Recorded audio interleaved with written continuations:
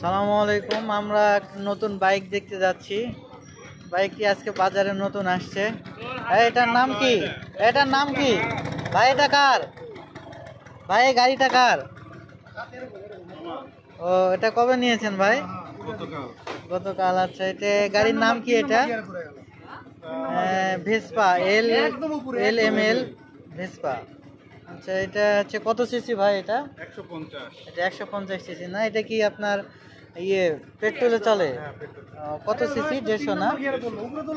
খুব সুন্দর লুকিং। এটা আসলে কি এটা আসলে ঠোকা নাই, এটা এখানে গিয়ার দিতে হয়। আপনারা আগের যুগের যে কুটার ছিল বা CNG ছিল ওইরকম ভাবে চালাতে হয়।